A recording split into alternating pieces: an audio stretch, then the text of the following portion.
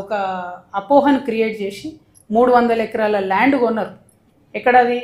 మన బునాదిగాని కాలువ దగ్గర కొన్నారు 300 ఎకరాలు. చెప్పేటప్పుడేమో డ్రై పోర్ట్ పెడతాం, ఇక్కడ అందరికి ఉద్యోగాలు వస్తాయని చెప్పారు.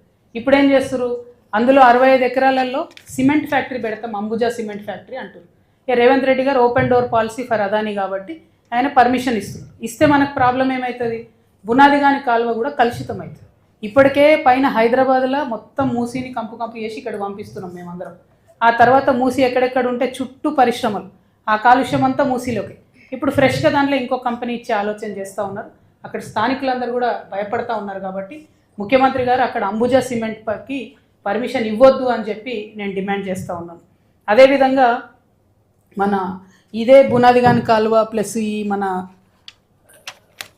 ధర్మారెడ్డి కాలువ, ఈ మొత్తం మూసీలో ఉన్న ఈ ప్రాజెక్టుని కంప్లీట్ చేయడానికి 2006లో శంకుస్థాపన చేస్తే మళ్ళీ same 10 years of BRS, 2 years of Congress, 284 crores allotted, spent money only 95 crores. పని మాత్రం కాలే, ఇంతవరకు అది ఫుల్ఫిల్ కాలేదు.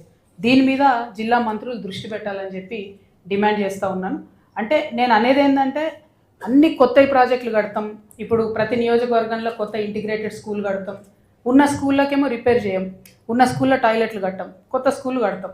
అంటే ఎవ్రీ న్యూ గవర్నమెంట్ న్యూ స్కూలే కట్టాలని చూస్తే ఉన్న స్కూల్ ఎట్లా అనేటటువంటి కాన్సెప్ట్ మీద దయచేసి భువనగిరి జిల్లా ప్రజలు, మేధావులు ఆలోచించాలని చెప్పి నేను డిమాండ్ చేస్తూ ఉన్నాను. అదేవిధంగా మన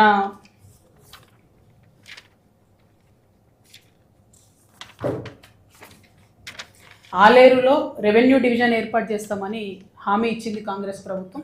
ఇంతవరకు దాని మీద కనీసం ప్రయత్నం చేస్తలేదు. కాబట్టి ఆలేరు రెవెన్యూ డివిజన్ ఏర్పాటు చేయాలని చెప్పి నేను డిమాండ్ చేస్తూ ఉన్నాను. దాంతోపాటు భూదాన్ పోచంపల్లిలో Indian institute of handloom technology అనేటటువంటి యూనివర్సిటీ ఇక్కడికి రావాలి అన్నది. అంటే దీన్ని ఆల్మోస్ట్ ఐఐటి ఆఫ్ హ్యాండ్లూమ్స్ కింద కన్సిడర్ చేస్తారు. కాబట్టి అది భూదాన్ పోచంపల్లిలో రావాలని ప్రజలు కోరుకుంటున్నారు. కానీ ముఖ్యమంత్రి గారు ఫ్యూచర్ సిటీలో పెడదామని ప్లాన్ చేస్తున్నారు.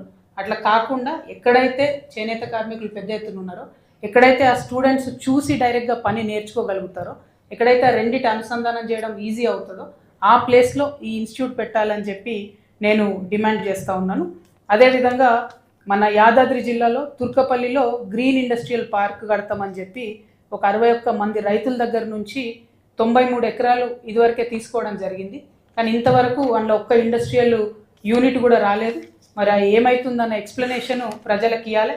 ఎందుకంటే రైతుల దగ్గర నుండి ల్యాండ్ తీసుకుంటారు, ఏమాత్రం కూడా జవాబుదారీతనం లేదు.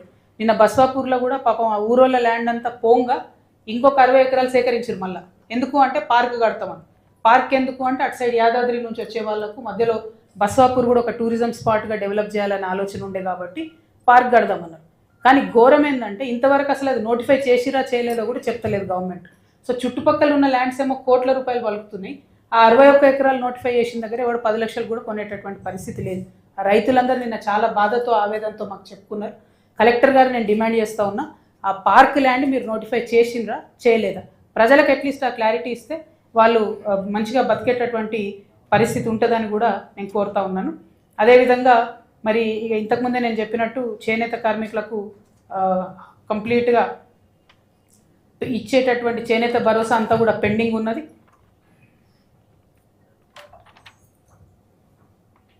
ఇంకా చాలా పేజీలు చిన్న చిన్న సమస్యలు ఉన్నాయి. అవన్నీ చెప్పి మీకు ఇబ్బంది పెట్టదలుచుకోలేదు. కాకపోతే ఒక్క విషయం మాత్రం నేను చెప్తాను. జాగృతి ఏ జిల్లాకు పోయినా, ఏ జిల్లాలో పర్యటన చేసినా పోయినామా వచ్చినామా అన్నట్టు కాకుండా అక్కడ మళ్ళా పటిష్టంగా కమిటీలను నిర్మాణం చేస్తాం, పటిష్టంగా జాగృతి క్యాడర్ని నిర్మాణం చేస్తాం. ఎక్కడికక్కడ సమస్యల మీద కంటిన్యూస్గా పోరాటం అన్నది కొనసాగిస్తామనే విషయాన్ని ప్రజలందరూ కూడా తెలియజేస్తూ, మరి ఈ రాష్ట్రంలో తెలంగాణ జాగృతి గత 19 సంవత్సరాలుగా మీ కండ్ల ముందే ఉంది, ఉద్యమం చేస్తుంది. నేను మీకు కొత్త కాదు, మీరు నాకు కొత్త కాదు. నేనేదో జాగృతి ఇవ్వాల నాకు బీఆర్ఎస్తోని ప్రాబ్లం వచ్చిందని పెట్టుకున్న కొత్త సంస్థ కాదు, చాలా పాత సంస్థ, 19 సంవత్సరాల నుంచి నడుస్తున్న సంస్థ, అనేక విషయాలు మాట్లాడినటువంటి సంస్థ. ఉద్యమ కాలంలో మన యాస భాష మీద ఎవరైనా వెక్రింతగా మాట్లాడితే డైరెక్ట్గా పోయి ఉద్యమాలు చేసిన సంస్థ. బతుకమ్మ మన పండుగ, బోనాలు మన పండుగ సగర్వంగా చేసుకోవాలని ప్రపంచానికి చాటి చెప్పిన సంస్థ. కాబట్టి ఈ సంస్థ ద్వారానే ప్రజల్లోకి వెళ్తూ ఉన్నాం, సమస్యల మీద పోరాటం చేస్తూ ఉన్నాం. నేను ఓట్ల కోసం కాకుండా ప్రజల కోసం పనిచేస్తున్నా అనే విషయాన్ని మళ్ళొకసారి తెలియజేస్తూ ఉన్నాం. ఎందుకంటే మొన్న హైదరాబాద్లో ఎలక్షన్ లేదు, ఊర్లలో ఎలక్షన్ ఉంది కాబట్టి మా యాత్రను చేంజ్ చేసుకొని హైదరాబాద్లో పెట్టుకున్నాం. ఇప్పుడు ఊర్లలో ఎలక్షన్ అయిపోయింది కాబట్టి ఇక్కడ ఊర్లలోకి రావడం జరిగింది. అంటే నాయకులు అనేవాళ్ళు ఓట్లు ఉన్నప్పుడే వస్తారు అనేటటువంటి ఆలోచన నుంచి ఒక బ్రేక్ రావాలి. మన తెలంగాణ రాష్ట్రంలో ఒక నూతన రాజకీయంగా ఒక మంచి ఒరవడిని సృష్టించాలనే ఉద్దేశంతో ఈ ప్రయత్నం చేస్తున్నాం. మరి భువనగిరి జిల్లా ప్రజలకు మా ఈ చిన్న ప్రయత్నం ద్వారా ఒకటో రెండో మూడో సమస్యల పరిష్కారమైనా కూడా మా జన్మ ధన్యమైనట్టుగా నేను భావిస్తాను. Thank you. జై తెలంగాణ, జై జాగృతి.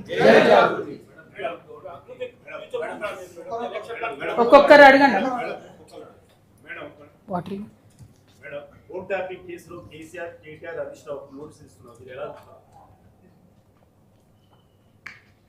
అదంతా ఊహాజనితం కదా బ్రదర్. ఇయ్యలే వాళ్ళు, ఇయ్యలే ఏదో రాసిరు ఎవరో పేపర్ వాళ్ళు, కానీ అది వాస్తవం కాదో తెలియదు. వాస్తవం కాదని విషయం మీద నేను ఆన్సర్ ఎట్లా చెప్తాను. Thank you, thank you.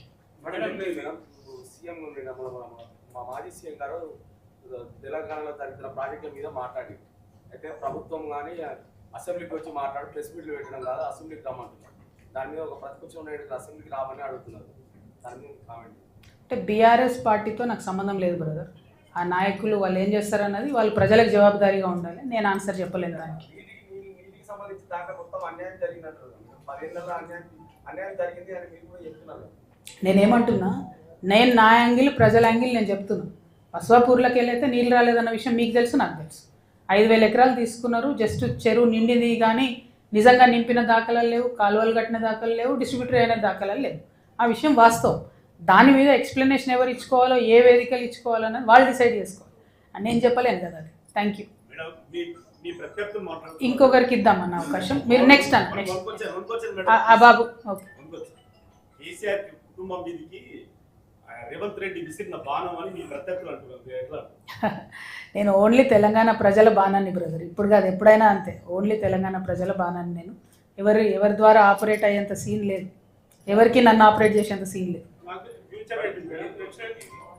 ఏం బ్రదర్, ఒక కూర్చోండి అన్న. వన్స్ గతంలో మీరు బీఆర్ఎస్ ప్రభుత్వంలో కీలకంగా ఉన్నారు, అప్పుడే ట్రిపుల్ ఆర్ అలైన్మెంట్ వచ్చింది, గెజెట్ నోటిఫికేషన్ వచ్చింది. ఇప్పుడు మళ్ళీ రైతులు మిమ్మల్ని ఏ విధంగా నమ్మమంటారు అని చెప్పేసి అంటే ఇక్కడ ఒకటి కూర్చోండి బ్రదర్. ఇక్కడ ఒక విషయం దయచేసి తెలంగాణ ప్రజలందరూ కూడా గమనించాలి. నేను కీలకంగా ఉన్నాను మీరు రాసింది, నేను కీలకంగా లేని ఏం లేదు. ఒక టీచర్ ట్రాన్స్ఫర్ కూడా చేసుకునే పరిస్థితి లేకుండా. ఒకటి. 2, నేను పదే మీకు విన్నవిస్తూ వస్తూ ఉన్నా.